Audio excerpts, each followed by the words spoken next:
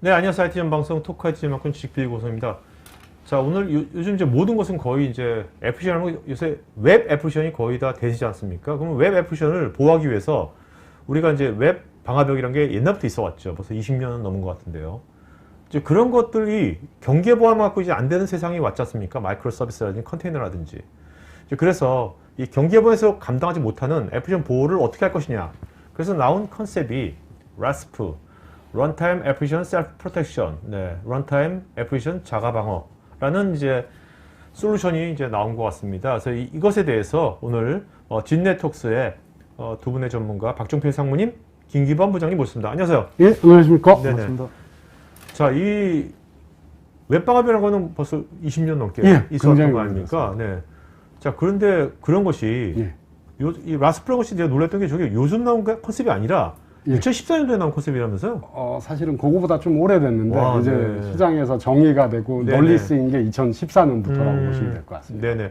근데 10년 전 거의 나온 건데 요즘 와서 라스프가 이제 해외도 그렇고 국내도 이제 슬슬 이제 이런 거가 이제 언론에 자꾸 나오기 시작하는 것 같은데 왜 요즘 와서 이것이 부각이 되는 겁니까? 제일 큰 이유는 사실은 어플리케이션의 중요성이 훨씬 커졌고요. 저희가 예전에 품질 위주라고 할 때 예전에는 이제 제조 품질이었지 않습니까? 근데 지금은 어플리케이션이 주요 비즈니스 수단이다 보니까 어플리케이션의 품질이 중요해졌거든요. 근데 어플리케이션이 중요해지면서 어플리케이션이 점점 빨라지게 됐습니다. 속도도 빨라지고 변화도 빨라지고 그러면서 이제 클라우드가 대두되고 어플리케이션이 이동이 많아진 거죠. 어플리케이션이 이동이 많아지고 또 어플리케이션이 아까 말씀드렸듯이 중요해지면서 공격도 지능화됐습니다. 그래서 공격이 단순하게 외부에서 들어오는 공격이 아니라 외부에서 들어왔지만 시작 지점은 내부에서 시작되는 공격들이 증가했거든요. 그러다 보니까 기존 경계선 보안이 커버하지 못하는 영역이 생겼죠. 네네. 그리고 말씀하셨듯이 MSA, 마이크로 서비스가 되면서 굉장히 다변화되고 자동화할 필요가 있었거든요. 그런 요구에 부합되는 솔루션이 딱 RASP, RASP라고 보시면 될 것 같습니다. 자, 일단 뭐 자세하게 얘기하겠지만 일단은 이 RASP 발음도 좀 어렵고 그다음에 단어도 단어가 어려워요. Runtime Application Self Protection 단어만 갖고 무슨 말인지 하나도 모르겠어요. 웹방화벽 얼마나 직관적입니까? 방화벽 직관적이거든요. 얘는 직관적이지가 않아 용어가 그렇잖아요. 그럼 일단 이제 앞에 런타임이라는 게 붙는데 런타임 딱 붙으면서 이거 굉장히 어렵다는 생각이 들거든요. 자, 런타임이 왜 붙은 겁니까? 아주 쉽게 얘기해주세요. 일단 지금은 아주 쉽게 얘기 드리면 이제 자바나 닷넷이 쓰는 런타임 기술에서 사실은 런타임이 붙은 거고요. 그리고 이중적인 의미가 있는데 운영되는, 러닝되는 동안에 어플리케이션을 보호한다로 이해하셔도 되고요. 근데 런타임이 복잡하시면 뒷부분에 셀프 프로텍션만 이해하셔도 됩니다. 자가 방어 기능. 그러니까 저희가 사용하는 어플리케이션은 자가 방어 기능이 없거든요. 근데 그 어플리케이션의 자가 방어 기능을 패치한다고 보시면 될 것 같습니다. 그러니까 뭔가 애플리케이션은 그냥 어떻게 보면 자기 실행만 하고 있는 거잖아요. 근데 이 애플리케이션이 뭔가 이상행위를 얘가 뭔가 이상행위를 한다든지 뭔가 하면 그거를 디텍트 하겠다는 거잖아요. 맞습니다. 그리고 뭔가 액션을 취하겠다. 그렇다면 뭔가 이것이 애플리케이션에다가 소스 코드에다 뭘 또 집어넣는 겁니까? 어떻게 하는 겁니까? 이게 그 방식을 좀 쉽게 설명해 주세요. 그러니까 애플리케이션 자체는 그냥 실행하는 어떤 목적을 갖고 실행되는 거지 않습니까? 근데 얘가 뭔가 이상행위나 이런 것들을 얘가 뭔가 탐지해서 막겠다는 건데 그렇다면 이 애플리케이션 안에다가 어떤 뭔가 하려면 뭔가 넣어야 될 것 같은데 제 기억 소스 코드를 넣으면 그건 말이 안 될 것 같아가지고요. 맞습니다. 어떻게 하는 거예요? 그러니까 얘도 에이전트를 깔기는 까는데 얘는 그 깔리는 거를 에이전트라고 표현을 안 하고 플러그인이라고 하거든요. 저희가 에이전트라고 하면 뭔가 실행 파일이 설치된다는 느낌이 있고요. 플러그인이라고 하면 기능을 추가하는 느낌이 있습니다. 그러니까 저희가 윈도우즈를 패치한다고 했을 때 윈도우즈에 프로그램을 까는 건 아니지 않습니까? 윈도우즈에 부족한 기능이 있으면 기능이 추가되는 건데 저희가 소스 코드가 있고요. 소스 코드가 실행될 때는 이제 마이너리로 실행되는데. 그러니까 소스 코드를 예. 우리가 컴파일을 시키잖아요. 예, 예. 컴파일을 시키면 이제 실행 파일, 바이너리 코드 그렇죠. 나오지 않습니까? 예, 네네. 근데, 예. 그 중간에 생성되는 바이트 코드라는 게 있습니다. 아, 중간에 바이너리 예, 코드 전에 예. 바이트 코드가 생성이 돼요? 예, 예, 예. 어. 그 바이트 코드는 인스트루먼테이션이라고 해서 삽입이나 편성을 할 수 있게 그 프레임워크가 돼 있거든요. 어. 근데 저희가 흔히 알고 있는 제니퍼나 뭐 다이나트레이스 APM들. 같은 APM 솔루션 FG 모니터링하는, 예. 퍼포먼스 모니터링하는, 예. 네네. 그런 솔루션들도 바이트 코드의 퍼포먼스를 모니터링 할 수 있는 기능을 삽입을 하는 거죠. 아, 그러니까 이게 바이트 코드에다가 예. 그래서 시작점이랑 예. 시작할 때하고 끝날 때를 그걸 예, 집어넣으면 정확하십니다. 이 애플리케이션이 언제 시작해서 언제 끝나지 예. 퍼포먼스 나옵니까? 그걸 예. 그걸 갖고 체크한다는 거네요. 예. 어. 근데 이제 APM은 퍼포먼스를 체크하기 위해서 그 기능을 쓰는 거고, 라습은 보안을 체크하기 위해서 아. 보안 체크가 필요한 데에다가 프로세스를 삽입한다고 보시면 됩니다. 네. 그러니까 바이트 코드에다가 예. 애플리케이션을 컴파일하기 전에 나오는 예. 중간 단계 바이트 코드에다가 이제 보안적으로 뭐가 얘가 이상일지 아닐지 그런 걸 체크하는 예. 것도 집어넣는다는 거죠. 예, 맞습니다. 네. 그렇다면 굉장히 개념은 심플한 것 같은데. 예, 굉장히 심플합니다. APM 때부터 넣는 예, 거는 다 맞습니다. 해왔으니까 맞습니다. 예. 그럼 그것을 누구든지 예. 오늘 그 인포바뿐만 아니라 예, 이걸 맞습니다. 솔루션을 만든 인포바라는 회사 말고도 예. 다른 회사들도 예. 다 바이트 코드에다가 예. 애플리케이션의 이상의를 감지할 수 있는 걸 예. 넣을 수 있잖아요. 예, 예. 그럼 뭐 다를 게 뭐가 있어요?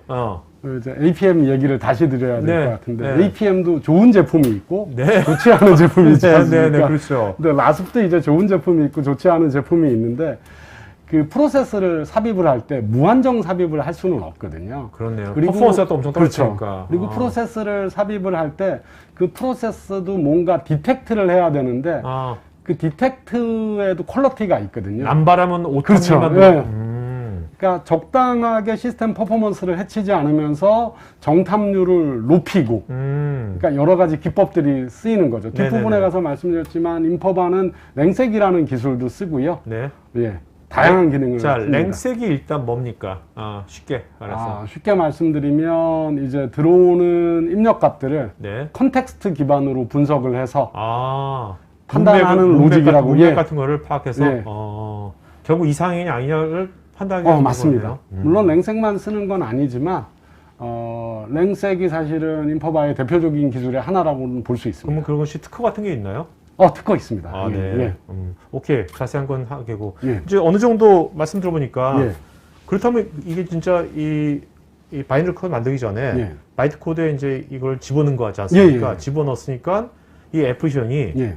뭐 컨테이너 안에 있건 예. 아니면 뭐 클라우드에 있건 맞습니다. 아니면 얘가 온프레스 가든 어디를 가든 간에 예, 예. 애플리케이션 딱 같이 따라가겠네. 예, 예, 예. 오.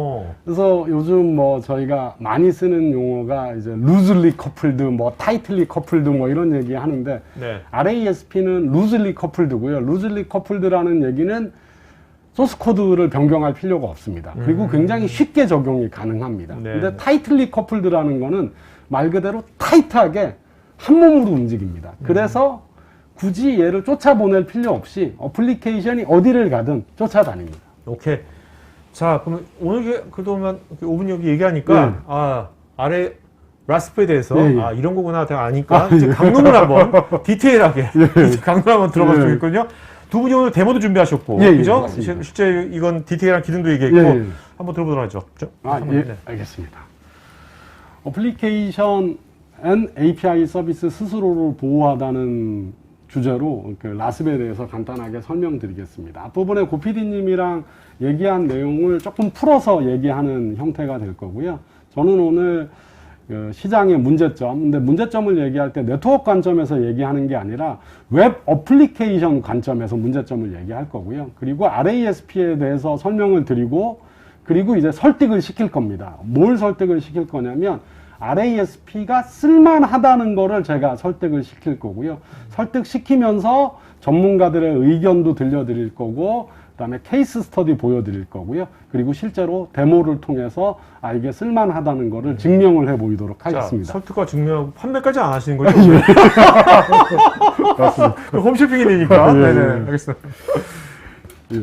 저희가 웹 어플리케이션이 중요하다는 건 알고 있고요. 지금 혹시 장표를 보시는 분은 보시는지 모르겠지만 저도 최근에 자료를 준비하면서 깜짝 놀랐는데 일일 평균 해킹당하는 웹사이트 수가 5만이라고 합니다. 실제로 굉장히 많은 어플리케이션들이 공격에 노출되어 있고요. 어플리케이션을 지킨다고 하는데 뒷부분에 가서 잠깐 설명드리겠지만 실제로 어플리케이션 보호에는 많은 투자를 하고 있지 않은 게 사실입니다.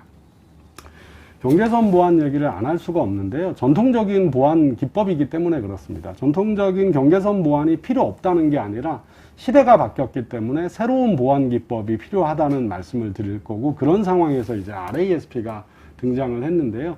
경계선 보안은 말 그대로 경계선을 지키는 겁니다.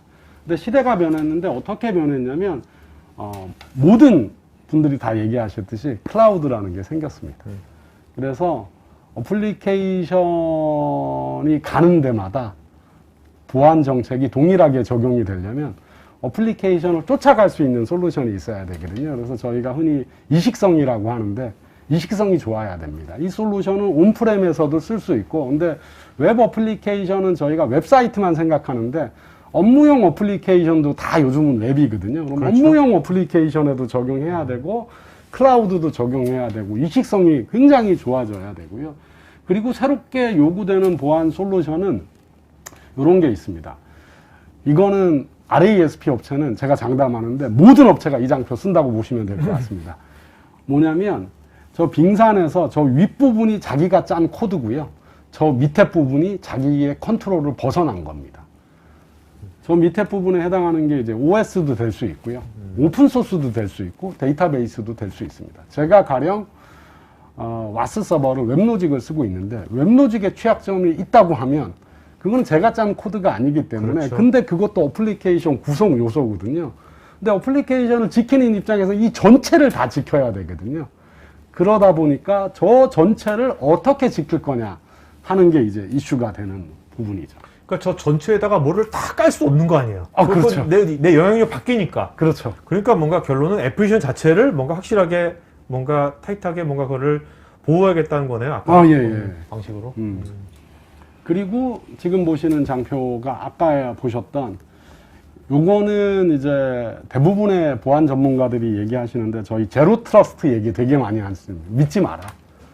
언제든지 보안은 뚫릴 수 있다는 전제를 깔고 보안을 해라라고 얘기를 하는데, 그 경계선 보안을 지키겠다는 충분하다는 생각은 사실은 제가 장담할 수 있는데 100% 전문가들이 동의하지 않습니다. 경계선 보안이 필요 없다고 말하는 전문가도 없지만 경계선 보안으로 다 지킬 수 있다고 얘기하는 전문가도 없거든요.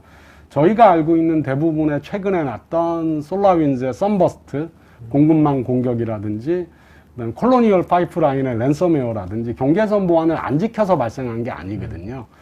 여러 가지 경로로 공격이 내부로 유입되어 있었던 거죠. 그래서 저희가 그런 공격들을 내부에서 시작되는 공격이라고 하거든요. 대부분 아시겠지만 이제 트리거라고 하는 방아쇠가 그 취약점들에는 내포돼 있어서 얘가 감염되고 즉시 활동을 하는 게 아니라 트리거가 딱 시작되면 그때부터 액티비티를 시작하거든요.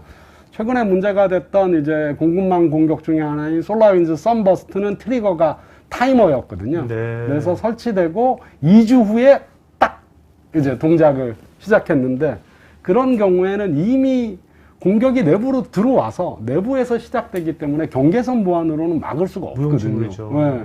그럴 때 어떻게 할 거냐가 굉장히 이슈가 되고요. 앞부분에 요 슬라이드 빙산을 보여드렸는데 이런 생각을 해볼 수 있습니다. 가령 제가 이제 오픈소스를 쓰고 있는데 요것도 재밌는 이야기가 하나 있는데요. 베라코드라는 이제 소스코드 진단 솔루션 전문 업체가 최근에 내놓은 리서치 자료에 의하면 86,000군데 정도를 스캐닝 했거든요. 고객사. 그리고 이제 한 2,000명 정도 개발자를 인터뷰해서 내놓은 자료에 보면 79%의 고객들이 서드파티 라이브러리를 한 번도 패치를 한 적이 없습니다. 오. 패치는 계속 나오고 있는데 네. 한 번도 패치를 한 적이 없습니다. 근데 그게 시간이 없어서? 아닙니다. 왜냐하면 개발자 입장에서는 네. 그 패치가 시스템을 중단하는 것도 아닌데 잘 돌아가는데 왜 굳이? 예.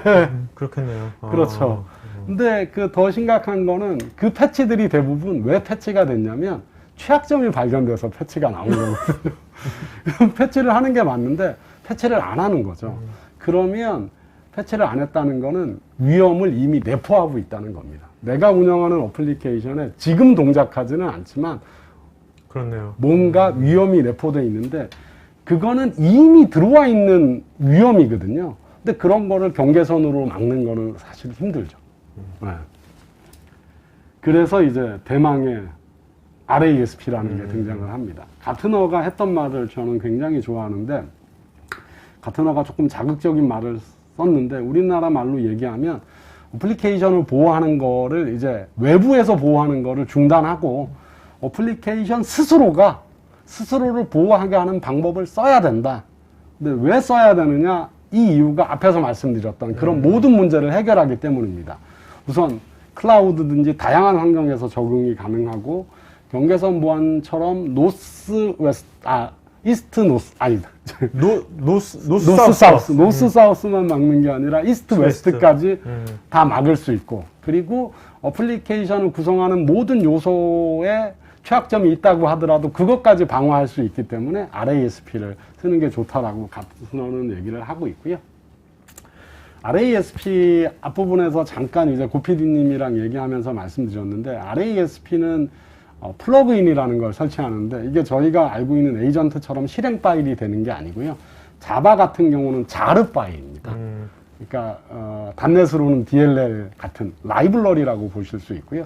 그거를 설치를 하면 와스가 재기동되면서 걔를 물고 올라옵니다. 그러면 그때부터 실행되는 어플리케이션은 자가 방어 기능을 가지게 되는, 굉장히 심플합니다. 그래서 POC 같은 거 사실은 저희가 하루 만에도 끝낸 적도 있고요. 굉장히 빠르게 적용하실 수 있습니다.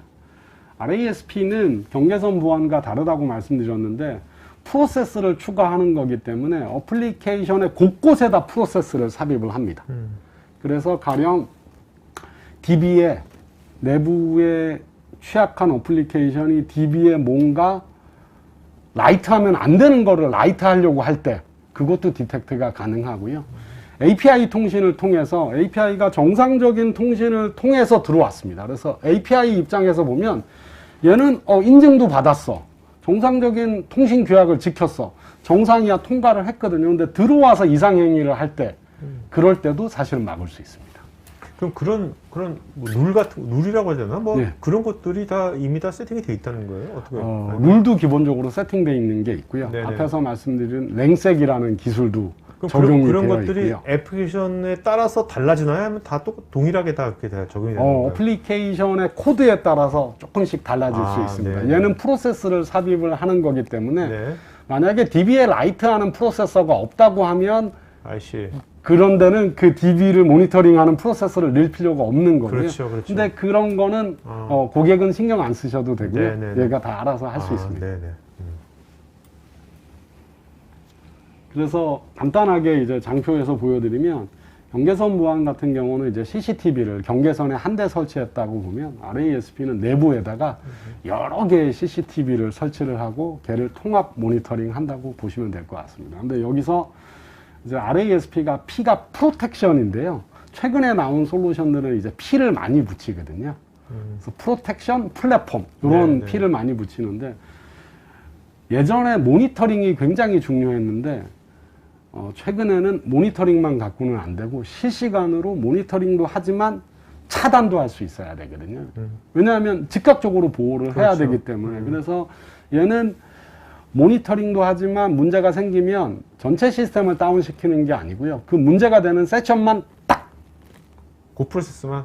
잘라서 지정된 페이지로 리다이렉트 시킬 수도 있고요. 아니면 그냥 에러 페이지를 띄울 수도 있고, 그런 기능을 할 수 있습니다. 이 부분은 앞에서 설명드려서 넘어가도록 하겠습니다. 이제 전문가들의 의견, 제가 좀 설득을 시작해야 되는데요. 산스 인스티튜트라고 있는데 1989년에 설립된 그러니까 글로벌한 보안 연구소라고 보시면 되고요. 산스 인스티튜트 연구원들이 RASP 관련된 문서를 여러 개 내놨는데, 그 문서의 내용을 간단하게 설명드리면 이런 얘기를 하고 있습니다. 와플을 운영해서 쓰고 있는데 와프가 너무 쓰기 불편하고 오탐이 많다 이렇게 느낀다면 RASP 사용을 검토해 봐라 이런 얘기를 하고 있고요. 또 하나는 소스코드 진단을 하지 않습니까? 근데 릴리즈 주기가 요즘은 너무 빠르다 보니까 모든 거를 전수검사해서 그 모든 거를 패치하고 릴리즈할 수가 없거든요. 그렇게 되면 보안에 취약한 코드가 릴리즈 될 수도 있지 않습니까? 이런 경우가 많다면 자가방어 기능을 심어서 어플리케이션 배포하는 거를 검토해 봐라라고 얘기하고 있습니다. 그리고 오와스프 다들 아실 텐데요. 오와스프가 이제 정식 릴리즈 버전을 발표하기 전에 이게 너무 중요한 거니까 후보군을 2개 정도 내놓습니다. 그리고 이제 전문가들이 투표를 하거든요. 투표를 하는데 저희가 알고 있는 오와스프 탑10 현재 나와 있는 거는 이제 그 후보군 중에 2번째 후보군이었고요.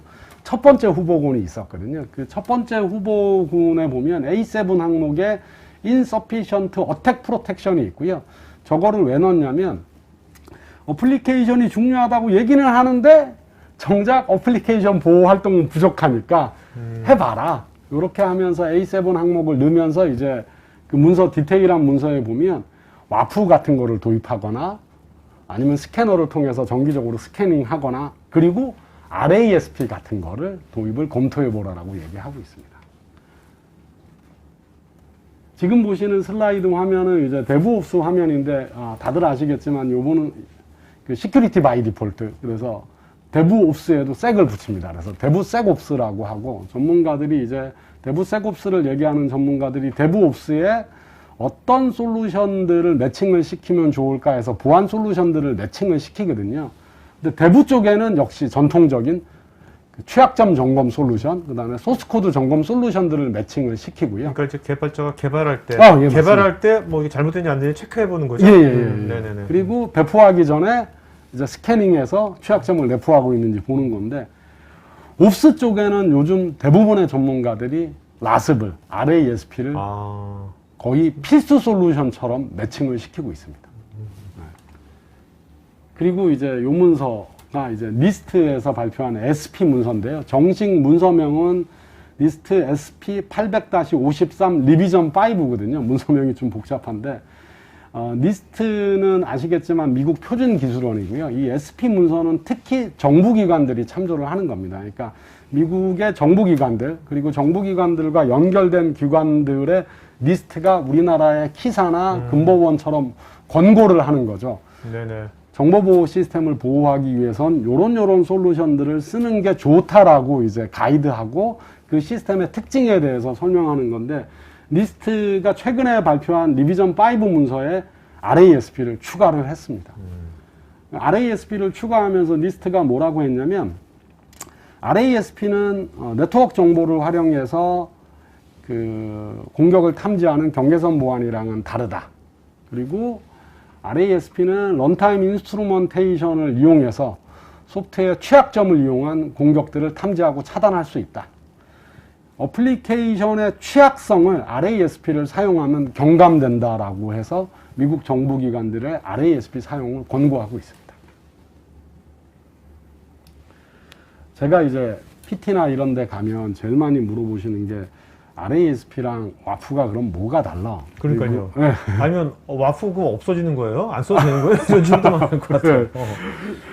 그렇지는 않으시고요. 네네. 탐지하는 영역도 다르고 해서 사실은 베스트 케이스는 2개를 같이 운영하시는 경우가 가장 좋으신데, 만약에 와프를 운영하기 힘든 환경이 있다면 클라우드나 RASP가 와프로 기능을 대체할 수 있습니다. 그거는 자신 있게 말씀드릴 수 있고요.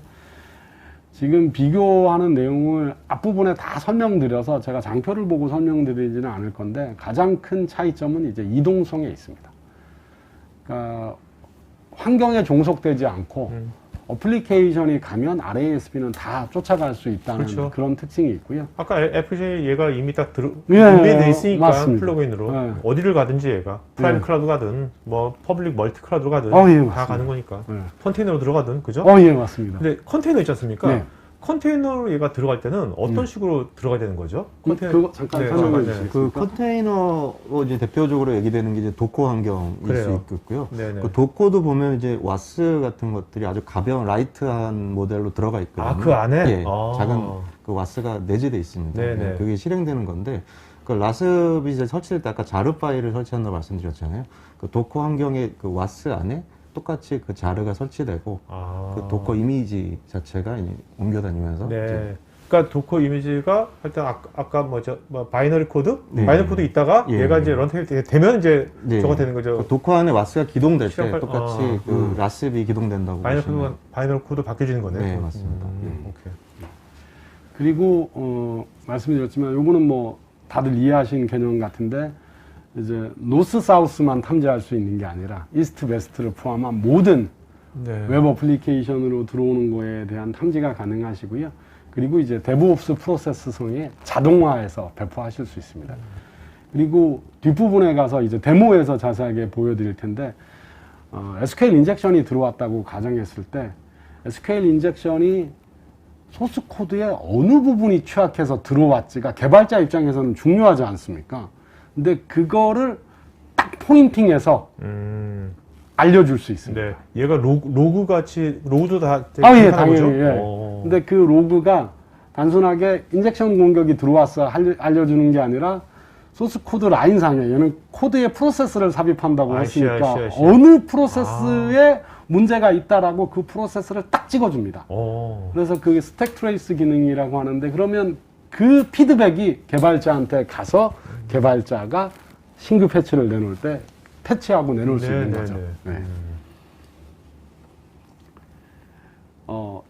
백도어랑 이제 RASP 요거 좀 관심들이 많으실 것 같은데 그 대부분의 업체들이 지금은 전문가들은 한 83% 정도라고 얘기하는데 서드 파티 그러니까 오픈 소스라고 흔히 얘기하는 어플리케이션들을 쓰고 있거든요. 자사의 어플리케이션에. 근데 대부분 어플리케이션을 운영하시는 분들이 고민이 뭐냐면 자사가 짠 코드면 자사가 패치하고 관리할 수 있거든요. 근데 오픈 소스나 서드 파티 라이브러리는 그렇죠. 관리 영역을 벗어났기 때문에 어떻게 할 거냐. 아니면 API로만 쓴다든지. 예. 네. 그게 이슈가 되는데 그런 경우에 그래서 서드 파티로 쓰는 오픈 소스가 감염됐다고 했을 때 과연 라스비 막을 수 있느냐. 그거를 이제 설명드리겠습니다. 일반적으로 저희가 오염된 어플리케이션, 그러니까 백도어라고 하는 것이 동작하는 원리는 이런데요. 백도어가 이제 행위를 시작하게 되면 시스템에 정보를 수집하게 됩니다. 정보를 수집하는 경우에 RASP는 탐지를 하게 되죠. 패스 트래버셜로 탐지를 하게 되고요. 조금 어려운 용어긴 한데, 근데 만약에 RASP가 그때 탐지를 못했다. 그러면 그 다음으로 백도어가 하는 행위가 외부에 있는 CNC 서버랑 통신을 하게 되거든요. 그때 RASP가 또 잡을 수 있습니다. 얘는 허용되지 않은 통신을 하나 잡을 수 있고요. 만약에 그때 탐지를 못했다. 그렇게 하면 최종적으로 이제 백도어가 커맨드를 시스템에 날려서 시스템을 날리거나 아니면 암호화를 하거나 할 수 있는데 이럴 때 커맨드를 날리거든요. 네네. 그러면 RASP 입장에서는 커맨드 인젝션으로 디텍트 할 수 있습니다. 그러니까 백도어가 행하는 모든 행위에 대해선 탐지가 가능하죠. 그러니까 킬체인처럼. 네. 킬체인처럼. 그러니까 이게 결국 이제 이 오염된 애플리케이션이니까 원래 정상적 애플리케이션은 하지 않아야 될 것들을 하는 그쵸, 거잖아요. 예. 그럴 때 뭐 걸리는 거죠. 그렇죠. 그죠? 근데 오염된 어플리케이션이라고 하는 거는 이제 이미 오염됐기 때문에 경계선 보안으로는 막을 수 없고요. 그렇죠. 새로운 솔루션이 필요한데 이제 RASP가 그런 거를 할 수 있다는 말씀을 드리는 거고요. 지금 이제 RASP를 계속 얘기해서 이제 제가 설명드리는 인퍼바를 까먹으실까봐 인퍼바 이제 장표를 내놨는데 포레스터 웨이브라고 이제 가트너 매직 쿼드런트와 비슷하게 세계적인 시장 조사 업체가 내놓는 레포트거든요. 근데 이런 레포트가 참 드문데 어떤 레포트가 드무냐면 통상적으로 이제 리더 그룹에 한 업체만 두지는 않습니다. 여러 업체를 두는데 지금 이제 RASP 업체들을 포레스터 웨이브가 시장성 그리고 기술력 이렇게 평가를 했는데 인퍼바만 유일하게 아니 저기 프레버티도 있는데. 프레버티는 사실은 인퍼바가 인수한 회사입니다. 네네. 오케이. 그래서 그 프레버티, 인퍼바만 유일하게 리더 그룹에 두고 있습니다. 요거를 설명을 드리는 이유가 제가 케이스 스터디를 설명을 드릴 텐데 이 케이스 스터디가 요거를 들으시고 보시면 좀 좋을 것 같습니다. 아까 이제 니스트에서 문서를 발표했다고 했는데 그 솔라윈즈 썬버스트 때문에 그 공급망 공격을 어떻게 방어할 것인가가 미국 정보기관들의 핫 이슈였거든요. 근데 썬버스트 이후에 미국 정보기관이 RASP 업체를 불렀습니다. 리스트에서 RASP를 권장하니 RASP가 정말 되는지 한번 보자 그래서 한 3업체 정도 POC를 했는데 인퍼바가 제일 좋은 성적을 네. 받아서 도입된 사례고요. 그리고 미국 금융사 중에 한 군데인데 이 금융사는 이제 웹로직을 쓰시고 계셨는데 이제 취약점이 발견이 됐습니다. 그래서 패치를 하면 되는데 웹로직을 패치한다고 우리가 가진 모든 문제가 해결될까? 뭔가 근본적인 해결 방안이 있는 게 좋지 않을까? 그러면서 이제 RASP를 검토를 했고 이 업체도 이제 POC를 통해서 인퍼바를 선정한 케이스고요. 미국 탑3 미국 통신사입니다. 탑3이기 때문에 사실은 시스템 수량이 어마어마하고요. 사실은 몇천 대 이상의 이제 RASP를 도입을 했는데 여기 이제 스트러치2 프레임워크를 통해서 하시고 계신데 스트러치2는 이미 취약점이 발표가 됐고요. 근데 몇천 대가 다 그걸 쓰고 있다 보니까 얘를 패치하는데도 시간이 너무 많이 걸리고 앞부분에 말씀드렸던 웹로직 취약점 사례랑 마찬가지로 오케이 이거는 어떻게 했어. 그러면 문제가 해결돼. 향후에 더 큰 경우는 그때 시스템 중단하고 다시 패치할래? 그러지 말고 근본적인 해결책을 찾아보자. 그래서 여기는 아예 RASP를 표준으로 딱 지정을 했습니다. 그리고 몇천 대의 RASP를 설치를 하고 기존 거는 설치를 하고 이제 CISO가 이런 거죠. 앞으로 신규로 배포되는 어플리케이션들은 배포할 때 RASP 묶어서 그냥 배포해. 그러니까 이거네요. RASP, 라스프? 예. 이거 아주 심플하게 말하면, 그러니까 뒤에 애플리케이션만 배포했는데 네. 애플리케이션에다 보안 패치를 해가지고 예. 배포하는 거네요. 맞습니다. 애플리케이션 보안이 인베드 돼가지고 네. 배포가 되는 거네요. 네. 애플이 어딜 가든 컨테이너 있건 네. 상관없는 거죠. 네. 정말 그런 시대가 오는 것 같은데, 그 필요한 시대인 것 같아요. 그런 개념이 진짜. 조금 설득이 얼마나 지금 아까 말한 얼마나 오버헤드를 적게 줄이면서 네. 그게 얼마나 얘가 정밀하게 예. 해커도 되게 지나갈 거니까 예, 예. 그런 걸 얘가 하느냐가 이제 관건이 될 것 같은데 예. 뭔가 요즘 같은 이런 시대에는 애플시에다가 뭔가 보안을 패치시키는 것은 되게 뭐 맞는 방향인 것 같아요. 예. 자, 근데 뭐 미국 얘기만 쭉 했는데 네. 국내는 그럼 이거 하도 안 쓴다는 거 아니 미국 얘기하고 아니 국내는 뭐 지금 어디 뭐 이게 일단 소개가 언제부터 됐어요? 소개가 국내 소개는 거. 국내 소개는 한 1년 정도. 얼마 안 됐구나. 예. 사실 이게 새로운 개념이니까 예. 또 이게 되게 중요한 웹서버 안에 들어오는 거잖아요. 예. 애플리케이션 안에. 예. 그러니까 많은 테스트를 많이 해볼 것 같은데 예. 지금 많이 표시 많이 하고 있겠네요. 예, POC 네. 계속 하고 있고요. 네. 실제로 이제 계약된 고객이 있어서 네. 설치도 하고 있습니다. 어떤 업종이에요? 금융. 금융. 네. 금융 거기는 이걸 왜 도입을 하게 된 건가요? 우선은 API 통신에 있어서 API 통신을 통해서 이상한 징후가 들어와서 이상한 행동을 할 때 어떻게 할 거냐. 그 목적이 크시죠, 우선은. 네네. 네. 그러니까 다들 지금 이제 이 내부가 워낙 요새 그러니까 로지컬한 놈들이 자꾸 생각이 없었다 맞습니다. 하니까 네. 그때 가시성 확보가 쉽지도 않고 네. 인간이 다 하는 것도 쉽지도 않고 예. 그래서 그런 것들을 결국 하기 위해서는 예. 애플리케이션 안에 아예 집어넣자. 예, 되게 맞습니다. 스마트한 생각인 것 같아요. 예. 이제 제가 설명은 이제 마무리했고요. 이제 네, 김 부장님 데모. 데모. 네네. 네. 네네. 자, 여기 어떤 데모죠, 부장님? 우선은 이제 앞서 말씀드린 대로 네. 라스비 이제 어떻게 설치되는 부분은 포함하지 않았고요. 네. 예, 라스비 이제 기존의 웹 취약점 해킹들을 어떻게 방어하는지 예, 그거 위주로 이제 설명을 드리겠습니다. 네네네. 네, 우선 그 매니지먼트 콘솔이라는 부분이 있습니다. 네, 이거는 뭐냐면 그 라스 플러그인이 어떻게 작동할지에 대한 이제 설정이라고 보시면 되겠습니다. 그래서 이제 매니지먼트 콘솔에 로그인을 하시게 되면은 그 어플리케이션별로 이제 취약점 방어에 대한 설정들을 하실 수가 있게 되어 있고요. 여기 보시면 지금 이제 로깅 컨피그레이션이라고 해서 이벤트라는 항목이 있습니다. 그래서 이 라스비 아까 말씀하신 대로 이런 이벤트들을 이제 로깅을 하게 되고 그 로그 파일을 기준으로 이제 분석을 한다고 보시면 되는데 그 로그 파일을 어느 경로에 저장할지라든지 이제 로그 파일 사이즈 또는 아카이빙 개수 뭐 이런 세부적인 설정들을 하실 수가 있고요.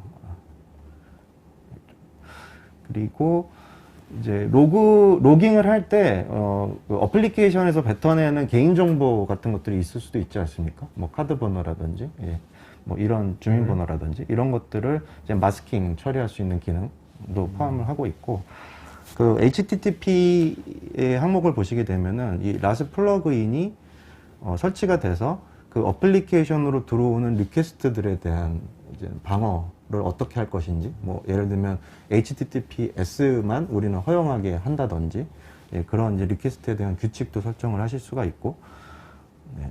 그리고 이제 라스비 방어를 했을 때 이 방어하고 나서 그 어플리케이션 입장에서 리스판스 페이지를 어떤 페이지를 보여줄 건지 또는 어떤 URL로 리다이렉션을 시킬 것인지 이런 액션들을 다 설정하실 수가 있습니다. 그리고 이제 이 밑에서부터 나오는 것들이 이제 주요 잘 알려져 있는 웹 취약점에 대한 것들인데요. 뭐 그 취약점에 대해서 이제 라스 플러그인을 디저블 할 것인지, 모니터만, 그러니까 로깅만 하는 것이죠. 할 것인지, 이제 프로텍트를 할 것인지. 만약 프로텍트를 한다면 그 프로텍트 했을 때 그 액션들이 이제 어떤 그 세션을 끊을 것인지, 아니면 그 입력된 페이로드 자체를 그냥 출력만 하게 할 것인지들에 대한 설정들을 다 하실 수가 있겠습니다. 이런 것도 처음에 셋업할 때 같이 이제 부장께서 예. 뭐 협의하면서 이제 하겠네요. 맞습니다. 도와주면서. 어떤 취약점에 대해서는 방어하고 어떤 취약점에 대해서는 로깅만 하겠다라든지 이런 설정들을 하실 수가 있고요. 이제 이런 컴피그 파일들은 여기서 보시는 것처럼 다운로드가 되고, 이 컴피그 파일은 JSON 포맷으로, 예, 컴피그 파일과 아까 말씀드린 라스 플러그인, 작은 자르 파일인데요. 그게 와스에 배포가 돼서 같이 이제 작동된다고 이해를 하시면 되겠습니다.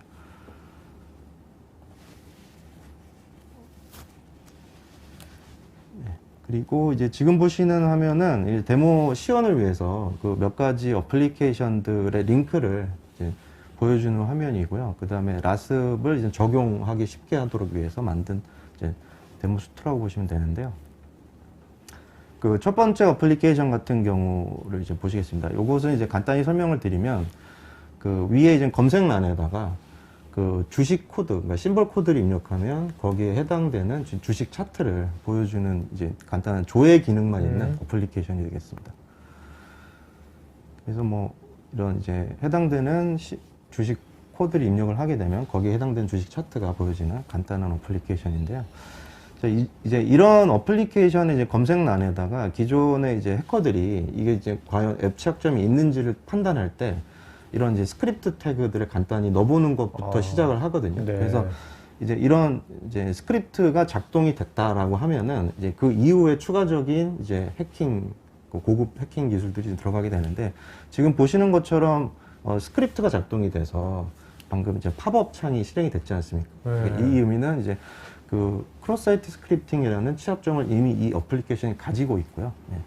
그리고 지금 또 보시면 이제 그 특정 문자열을 입력하게 되면은 어플리케이션이 가진 쿼리의 의미를 변조해가지고 원래 조회되어야 될 코드보다도 더 많은, 그러니까 전체 주식 그 코드들이 다 조회된 것을 보실 수가 있는데요.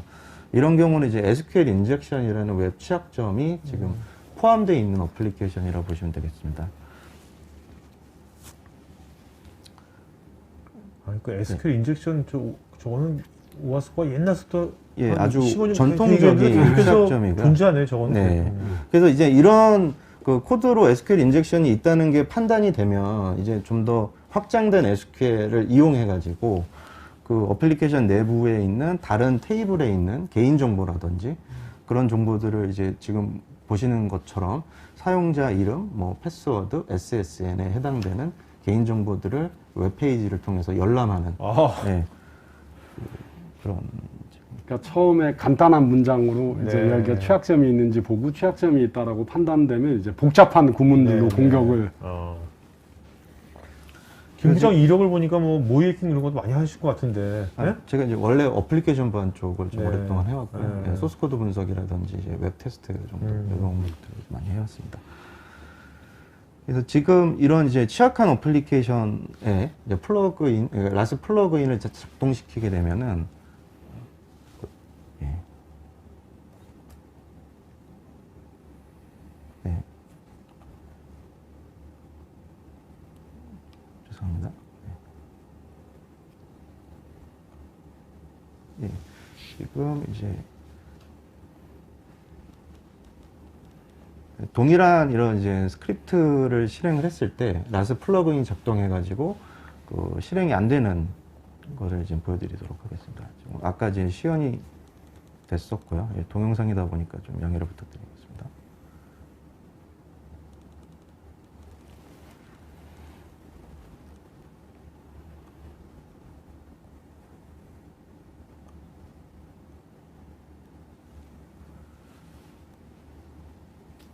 다시 라스프를 한 다음에 해보는 예, 거죠. 예, 예. 지금 그 똑같이 그 스크립트라든지 SQL의 의미를 지금 조작할 수 있는 문자열을 넣어서 예.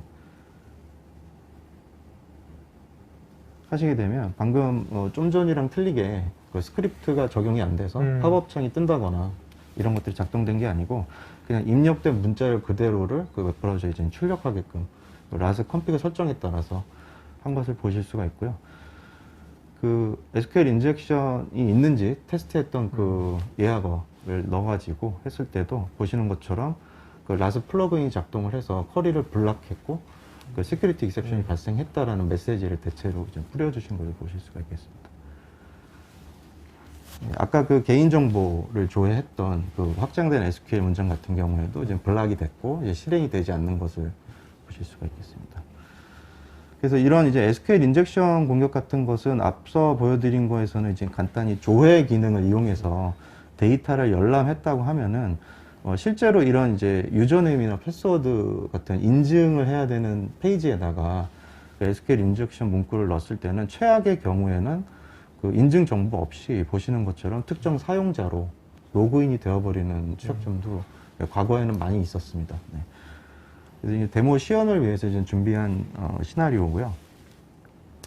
이런 이제 취약점도 마찬가지로 그 라스 플러그인을 작동시킨 후에 똑같은 이제 SQL 인젝션 공격을 하게 되면은 보시는 것처럼 라스비 프로텍트 했다라는 메시지를 뿌려주게 되고요.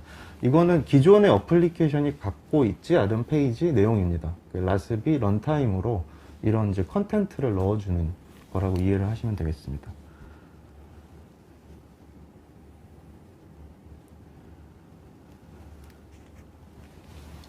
네. 그리고 이제 다음으로 보실 어플리케이션 같은 경우에는 이제 JSP, 그러니까 이미 그 웹쉘이라고 불리는 그 해킹 도구가 죄송합니다.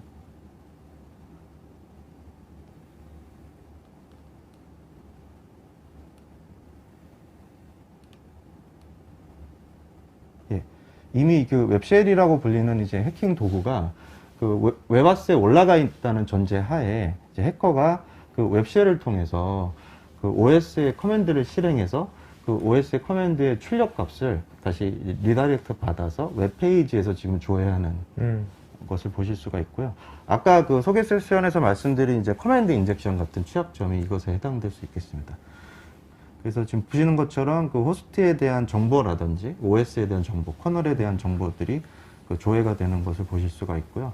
그 시스템 파일에 이제 패스워드 같은 파일 같은 것들을 조회해가지고 OS 계정에 대한 정보, 뭐 시스템 서비스 계정에 대한 정보들이 그대로 웹페이지를 통해서 출력이 되고 있는 상태입니다. 이미 이것은 이제 그 웹쉘이 익스플로이트해서 업로드된 상태인 거죠. 마찬가지로 라스 플러그인을 작동시켜가지고 이제 방어를 해보겠습니다. 네. 똑같이 이미 올라가져 있는 웹쉘 링크를 실행한 다음에 기존에 실행했던 OS 커맨드를 실행해 보면 그 작동이 되지 않고 그 메인 페이지로 그냥 리다이렉션을 시키는 것을 보실 수가 있고요. 아까 말씀드린 대로 이런 이제 라스비 취약점 공격을 방어하고 나서 어떤 액션을 할 건지에 대해서는 그 어떤 특정 컨텐츠를 보여준다든지 사용자나 이제 그 어플리케이션이 갖고 있는 에러 페이지로 리다이렉션을 시킨다든지 그런 것을 아직 할 수가 있고요. 지금 설정 같은 경우에는 이제 프로텍트 액션이 리다이렉트로 되어 있고 그 리다이렉트 URL이 웹 루트 URL로 좀 가도록 설정이 되어 있어서 메인 페이지로 이동했다고 이해를 하시면 되겠습니다.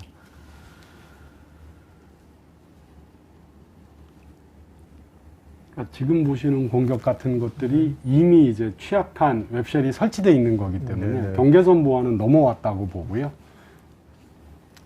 예, 지금 이제 앞서 보여드린 그 웹쉘 익스플로이트하고 이제 동일한 그 시연인데요. 이거는 이제 앞선 시연하고 뭐가 틀리냐면 아까 그 보여드린 그 익스플로이트 같은 경우에는 로컬에 그 해커가 직접 붙어서 그 해당 어플리케이션의 경로로 들어간 거라고 보신다면은 지금 시연은 이제 원격지에 익스플로이트 코드가 있고 그 해커는 이제 원격지에서 그 서버에 접속을 한 다음에 그 OS 명령을 실행하고 그 네, 결과를 네, 그 네.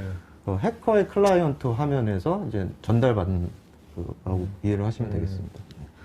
그래서 좀 전에 그 보여드린 화면은 그 익히 알고 계신 아까 그 스트러치2 원격 코드 실행의 취약점을 안고 있는 어플리케이션이고요. 그래서 라습을 이제 적용하고 나서 마찬가지 이제 라습이 그 스트러치2 취약점이 갖고 있는 어플리케이션에 지금 적용이 돼 있는 거죠. 네. 그래서 그 OS 커맨드를 실행하게 되면 이제 라스 플러그인이 어플리케이션 내부에서 최종적으로 이 해당 커맨드가 실행되는 지점에서 맞기 때문에 지금 보시는 것처럼 아무런 출력을 이제 볼 수가 없고 저기 이제 공격자 화면에는 저렇게 이제 네네. 자기가 커맨드를 쳤는데 명령이 안 보이는 거죠. 결과값이. 그래서 지금까지 이제 보여드린 이런 각종 액티비티들, 이벤트들은 그 심이라고 불리는 그 이벤트 수집 솔루션을 통해서 실시간으로 이제 수집이 돼서 모니터링이 되고 있었고요.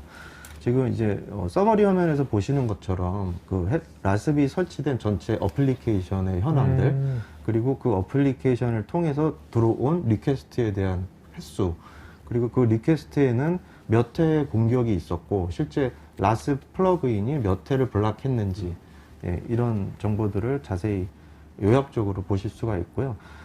그 어택을 찍고 들어가시게 되면은 그 타임그래프 상에 어떤 공격들이 몇 시에 있었는지를 보실 수가 있고 그 해당 앱별로 어떤 취약점 공격을 받았는지 그리고 탑 액티비티를 보시면은 이제 그 공격에 대한 세부 정보들 뭐 소스 IP, 데스티네이션 IP라든지 그다음에 URL, 그다음에 HTTP 메서드, 그다음에 실제 어플리케이션으로 들어온 입력값이 어떤 거고 그것에 대해서 라스 플러그인이 프로텍트를 했는지 모니터만 했는지 설정에 따라서요. 그리고 그 취약점은 어떤 취약점이고 위험도는 어떻고 몇 회가 실행됐는지 이런 그 세부적인 정보들을 다 보실 수가 있겠습니다. 그래서 그 커맨드 인젝션 아까 그 OS 명령을 실행했던 취약점을 보시게 되면 좀 더 이제 자세한 내용인데요.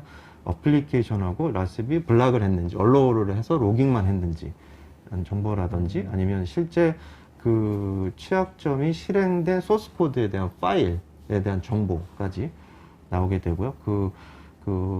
해킹의 페이로드가 어디에서 시작됐는지에 대한 레퍼러 정보라든지 그 레포트 섹션을 보시게 되면은 이제 와프나 이런 솔루션에서 볼 수 없는 정보들, 실제 어플리케이션 내부에서 실행된 OS 커맨드의 전체 명령어를 지금 보실 수가 있겠습니다.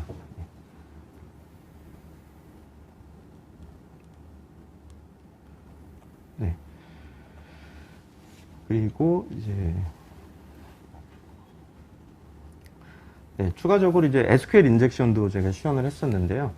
그 SQL 인젝션도 마찬가지로 언제 이제 몇 시 몇 분에 이런 이벤트가 있었고 어떤 어플리케이션에서 이제 블럭이 됐고 이런 정보들, 그다음에 취약점명, 뭐 마찬가지로 이 취약점 페이로드가 시작된 뭐 정보들, 그다음에 실제 파일들이 나오게 되고요. 여기 지금 이제 중요한 정보는 그 여기 보시면 이런 이제 셀렉트문, 아까 저희는 이제 1=1이라는 입력값만 넣었을 때 그 입력값이 어플리케이션 내부로 들어와서 실제 어플리케이션이 갖고 있는 비즈니스 쿼리가 그 입력값과 바인딩이 돼서 DB로 어떤 형태로 실행됐는지 전체 쿼리 문자열을 보실 수가 있겠습니다. 그리고 이제 더 중요한 것은 이 쿼리를 실행한 아까 말씀드린 이제 스택 트레이스 정보인데요. 그 스택 트레이스라는 거는 이제 어플리케이션이 동작할 때 그 함수 호출 관계를 이제 표현한 거라고 보시면 되겠습니다. 그래서 그 실제 그 취약점이 어떤 소스 코드의 몇 번째 라인에서 실행됐는지까지를 이제 알 수 있기 때문에 말씀드린 대로 이제 보안팀이나 개발팀에 이런 정보가 첨부가 되면은 취약점 조치하실 때 아주 유용한 정보로 생각이 듭니다. 네. 예, 제가 지금 동영상이다 보니까 좀 네, 네네. 오퍼레이션 실수가 좀 알겠습니다. 있었는데요. 네, 자, 이제 여기까지 해서. 질문들이 엄청 많이 왔거든요. 이제 성문영 부장님 최대한 좀 짧고 진하게 답변해 주세요. 최대한 많은 분들이 답변 드려야 되니까 알겠죠? 예. 여러분 이제 설문조사도 할 거니까요. 설문 응해주시면 뭐 추가적인 자료 요청이라든지 상담, 표시 이런 것들은 설문을 하시기 바랍니다. 김명환님은 오늘 말씀 들으니까 라스프가 만병통치약처럼 보이는데 이것에 뭐 운영 이슈 같은 거 뭐 없는지 뭐 그냥 아니면 더 개선될 점이라든지 앞으로 더 발전될 방향이라든지. 단점이라고 하면 네. 얘도 어찌됐든 플러그인으로 뭔가를 설치해야 되기 때문에 네네. 그 운영자 입장에서는 뭔가를 설치하는 거에 굉장히 부담이 있을 수 있지 않습니까? 네네. 그런 게 단점이거나 이제 처음 도입하시는 분의 이슈일 수 있고요. 그런 부분들은 실제로 POC를 통해서 한번 검증해 보시는 게 좋을 것 같습니다. 네. 자, 문중님께서요. 기업에서 모의 해킹이나 소스코드 진단 프로젝트를 수행하는 경우 네. 인퍼바의 라스프를 활용하는 방법은 뭐가 있을까요? 지금 말씀하셨던 이제 소스코드 진단, SAST가 이제 Static Application Security Testing이고요. DAST가 Dynamic Application Security Testing인데 앞부분에 설명드렸지만 저 두 개는 데브옵스로 보면 대부에 해당하는 영역이고요. 네네네. 사실은 대부가 할 수 없는 영역, 저 두 부분이 굉장히 중요한데 저 두 부분이 만병통치약은 아니기 때문에 옵스 쪽에 이제 RASP를 적용하시면 네네. 더 좋은 네. 그림이 될 것 같습니다. 양정수님은 라스프를 썼을 때와 와플을 사용했을 때 비용 차이가 많이 나는지요? 어플리케이션 수량이나 운영 환경이나에 따라서 조금 차이가 나실 수 있을 것 같습니다. 네. 이교님 가격 정책이 로그 사이즈별로 되는지 아니면 가격 정책은 어떤 식으로 하는 건지 이게 일단은 뭐 구매하는 겁니까 아니면 구독하는 겁니까? 서브스크립션 구독하는- 구독형이시고요. 네. 가격 정책은 이제 그 실제로 어플리케이션에 유입되는 트래픽 양을 기준으로 하는 것도 있고요. 또 하나는 운영되고 있는 어플리케이션의 수량에 따라서 가격 정책이 달라질 수 있습니다. 전영규님 NMS 프로그램을 사용하고 있으면 추가적으로 사용해야 하는 건지요? 기존 NMS 프로그램을 사용하고 있다면 어떤 차이가 있을까요? NMS를 이제 네트워크 매니지먼트 쪽을 얘기하시는 것 같은데, 네트워크 매니지먼트는 이제 네트워크에 대한 부분을 보는 거고요. L2, L4, 예. 그 레이어지 L7 레이어가 그렇죠. 아니잖아요. 네. 어플리케이션 레이어를 볼 수 있는 제품은 거의 드물다고 그렇죠. 보시면 될 것 같습니다. 김민경님, 개발자의 실수로 공격자가 API 권한을 획득해서 데이터 유출 및 원격 공격 명령을 삽입할 때 라스프의 대응은 어떻게 되는 겁니까? 이 부분이 이제 앞부분에 설명드렸던 부분인데, API 권한을 탈취당해서 들어오면 게이트웨이는 통과됐다고 보는 거거든요. 근데 통과돼서 이제 하는 행위가 데이터 유출을 하려면 경로 탐색을 해야 되거든요. 어떤 데이터가. 그럴 때 이제 RASP가 탐지가 가능하고요. 그 다음에 아까 웹쉘 데모에서도 보셨지만 그 원격으로 커맨드를 실행할 때도 커맨드 인젝션으로 RASP가 탐지가 가능합니다. 네. 최원우님, 인하우스 개발된 것 외에 패키지 제품에 대해서도 라스프 적용이 가능한지요? 예, 가능하십니다.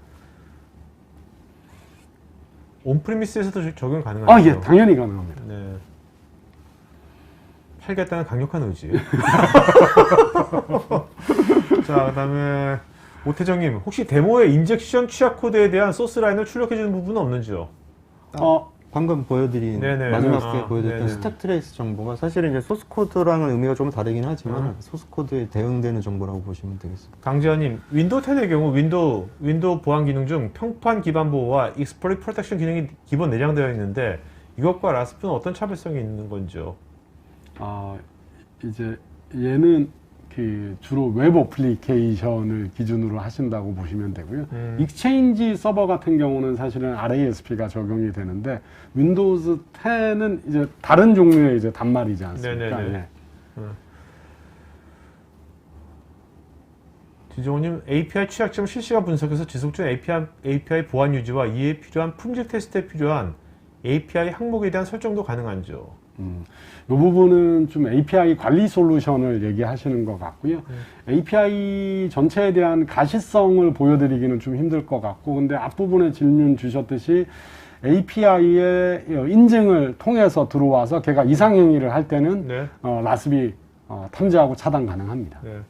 이용주님, 기술적인 측면에서 보자면 라스프는 애플리케이션 프레임워크의 위치에 있다가 이의 작동에 대한 센서의 기능을 하는 것 같은데 아무리 마이크로 서비스 설계를 잘한다고 해도 서비스가 셀프 컨테인드인 경우는 거의 없을 것 같습니다. 다른 서비스나 컴포넌트와 인터랙션은 광범위하게 일어날 텐데 다른 엔드포인트에 디플로이된 애플리케이션들이 많은 경우 라스프의 가시성과 캐퍼빌리티는 상당한 제약이 있을 것 같은데 이 점에 대해서 어떻게 생각하시는지. 굉장히 네. 어려운 질문을 하셔서 저거는 저희가 한번 네네네. 따로 답변을 네네네. 드리도록 알겠습니다. 최은우님, 라스프 플러그인을 기존 애플리케이션에 배포하는 방법은 어떻게 되는 건지요? 재배포 없이 가능한 건지요? 재배포 없이 가능하시다는 질문이 어떤 의미신지는 잘 모르겠고요. 플러그인은 아까 말씀드렸듯이 한 25메가 정도 되는 자르 파일 하나거든요. 네네. 그래서 자르 파일을 지정된 위치에 그냥 위치시키는 게 배포라고 보시면 될 것 같습니다. 박경태님, 애플리케이션의 API 변경 시에 패치 적용을 시스템 운영 중에 가능한지요? 패치 적용이 어떤 의미신지 모르겠는데 컴피그는 언제든지 네. 가능하십니다. 네. 네.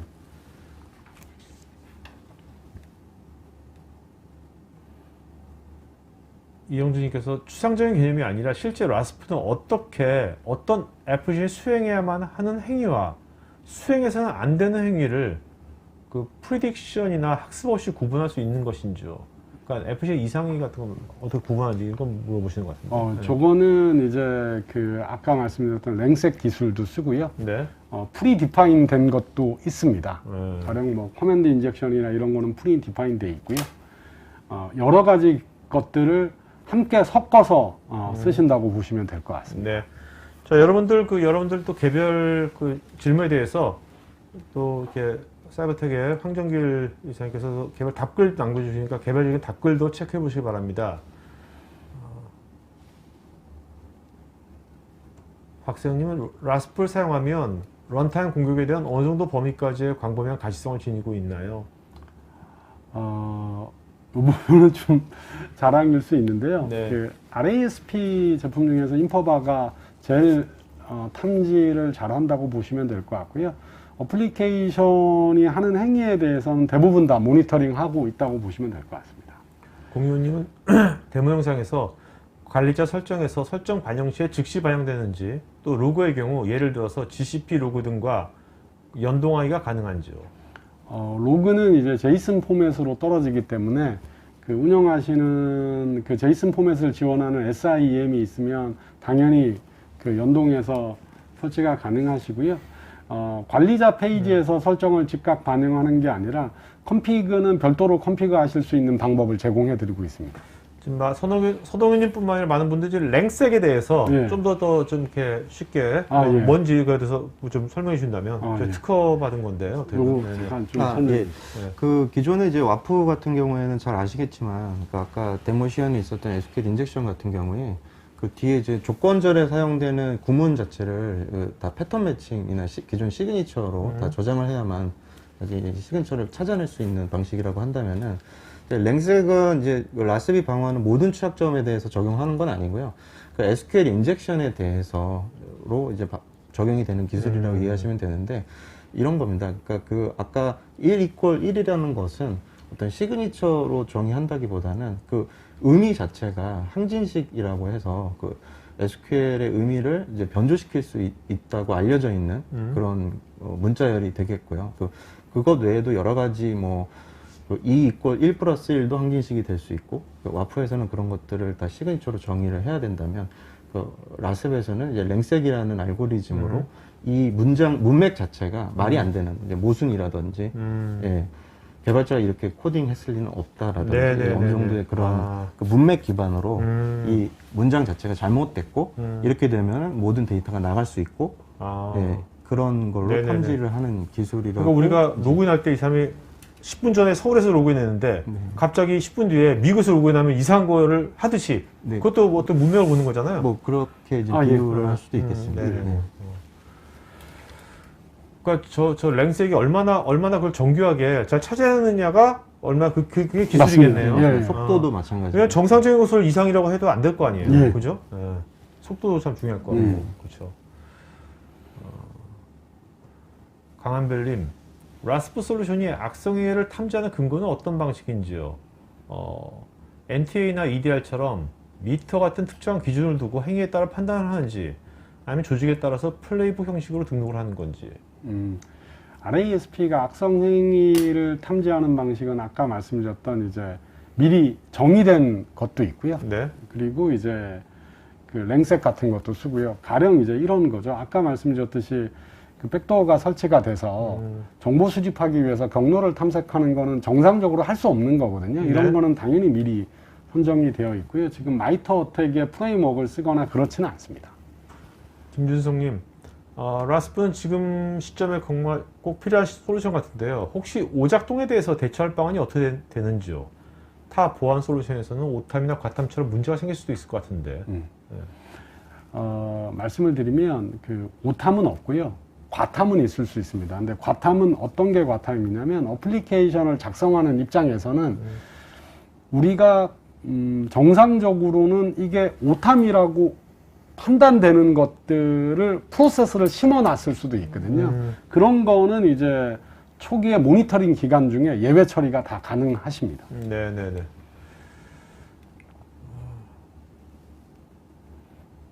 정영배님, 최근 사이버 공격은 웹 애플시 취약점과 API 집중되고 있는데요. API 보안 취약점이나 섀도우 API를 이용한 공급망 공격 발생 가능성도 매우 높은데, 특히 마이데이터 서비스에서 이런 위협에 맞서야 되는데 라스프가 이런 거에 도움이 될지요? 정확하게 도움이 됩니다. 네네. 네.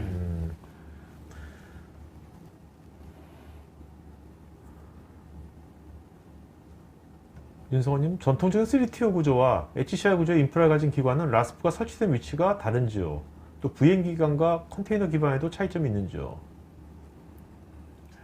전통적인 3티어 구조라고 하면 클라이언트 서버 하고 와스하고 예, 와스는 그런 환경을 얘기하실 것 같은데요. 이제 런타임 기반으로 동작되는 대부분의 설치가 가능하시고요. 얘는 와스 서버에 종속되지 않고요. 랭귀지에 종속이 되는데 현재 지원되는 랭귀지는 자바, 네. .NET, 네네. 파이썬, 네. .NET 코어, PHP. PHP. 네.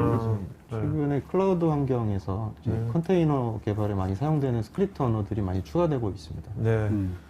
자, 그 POC, 네. 이거 POC 하려면 어떻게 해야 돼요? 지금 POC, 이거 사실 해봐야 될 거 아니에요? 예. POC 하시려고 하시면 설문조사에 네. POC를 희망하신다고 작성해 주시면 저희가 연락드려서 네, 근데 보통 어떤 프로세스를 거치냐고요? 어떤 과정을 보통 한다면? 그러니까 설치하시고 싶으신 와스 시스템이 있으시면 네. 와스 시스템에서 저희가 설치하실 수 있도록 근데 하나만 해주시면 되는데 와스 재기동만 한번 필요하거든요. 그거 한 번만 해주시면 나머지는 저희가 다 준비합니다. 네. 그리고 이제 POC 기간 동안에는 실제로 테스트 서버가 아닌 다음에는 프로텍션 모드로 안 하고 단신 모니터링만 할 거기 때문에 모니터링만 보셔도 의미가 있으실 것 같습니다. 네. 보통 한 POC 많이 해보신 거 같아요. 예. 하실 것 같은데 보통 얼마의 기간이 보통 소요가 됩니까? 보통 해보면 2주 정도. 2주 정도. 예. 네. 오케이. 자, 그러면 여러분들 지금 여러분 오늘 그래도 오늘 한 시간이 짧은 기간인데 그래도 라스프에 대해서 그래도 저는 사실은 이제 오늘 톡하기 전보다는 톡을 하고 나니까 이제 좀 많이 알게 됐어요. 네, 여러분들도 어떠신지 그 개별적인 질문에 대해서는 지금 또 개별 답글도 있으니까 체크해 보시기 바라고요. 자, 설문 좀 마저 해주시면 고맙겠습니다. 자, 두 분 이제 오늘 이렇게 처음 해보시니까 예. 네? 어떠셨어요? 해보시니까? 긴장도 좀 됐는데요. 네. 그래도 이렇게 설명할 수 있는 기회가 있어서 너무 좋고요. 그 RASP는 저는 이제 인퍼바 제품을 팔아야 되기 때문에 이제 인퍼바 RASP만 얘기를 했지만 실제로 광범위하게 지금 많이 쓰고 있는 개념이고요. 어렵지 않게 적용이 가능하십니다. 그래서 관심 많이 가져주셨으면 좋겠고 실제로 많이 사용해 주셨으면 좋겠습니다. 알겠습니다. 네, 김 부장님도 한 말씀. 예, 뭐 앞서서 그 토론이나 설명을 너무 잘해 주셔가지고 제가 뭐 특별히 더 추가 설명은 안 드렸고요. 예, 그 라스 제품에 대해서 많은 관심 가져주시면 감사하겠습니다. 네, 알겠습니다. 자, 그러면 오늘 방송에서 마치겠고요. 여러분들 톡화이티 다양한 방송도 있으니까 미리미리 사연 등록하시면 되겠고요. 그 다음에 토크IT에서 미싱한 영상들은요, 토크IT 유튜브 채널 있습니다. 유튜브에 토크IT 치시면 나오니까 그것들 몇 년치 다 있고요. 또 어떤 것들은 또 요약해가지고 그 엑기스만 또 올린 것도 있으니까 편하게 보실 수 있습니다. 자, 그러면 맛있는 점심 드시고요. 오늘 오전 방송에서 마치겠습니다. 고맙습니다. 예, 감사합니다. IT 전문 방송 토크IT에서 테크 분야별로 짧고 진한 시리즈 영상들을 편하게 골라서 보실 수 있습니다. 구글이나 네이버에서 한글로 토크IT 치시거나 토크IT.tv 사이트로 오시면 됩니다.